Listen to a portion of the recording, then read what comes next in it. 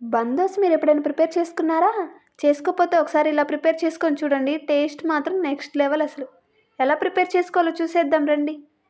ఒక గిన్నె తీసుకొని అందులో 1 కప్ ఉప్మా రవ్వ, 1 కప్ పెరుగు వేసుకొని 2 మిక్స్ చేసుకొని ఓ 10 మినిట్స్ పక్కన పెట్టుకోవాలి. 10 మినిట్స్ తర్వాత మిక్సీ జార్ తీసుకొని ముందుగా నానబెట్టుకున్న పిండిని అందులో వేసుకొని దోస బ్యాటర్‌లా స్మూత్‌గా గ్రైండ్ చేసుకోవాలి.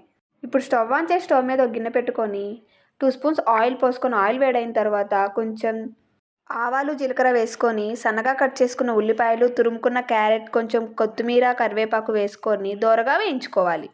ఇలా దోరగా వేగిన తర్వాత ముందుగా ప్రిపేర్ చేసుకున్న దోస బ్యాటర్‌లో వేసుకొని కలుపుకొని రుచికి సరిపడా ఉప్పు, బేకింగ్ సోడా వేసుకొని మళ్ళీ ఒకసారి కలుపుకోవాలి.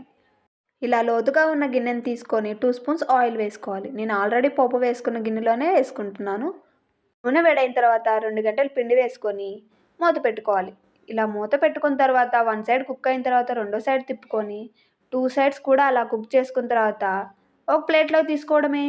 ఇలా మిగిలిన పిండి అంతా కూడా ఇలా దోసలా ప్రిపేర్ చేసుకోవడమే. ఈవినింగ్ స్నాక్స్‌లా పిల్లలకు ప్రిపేర్ చేసి పెట్టండి, సూపర్‌గా ఉంటుంది. మన వీడియో నచ్చితే లైక్ చేసి సబ్స్క్రైబ్ చేసుకోండి. Thanks for watching.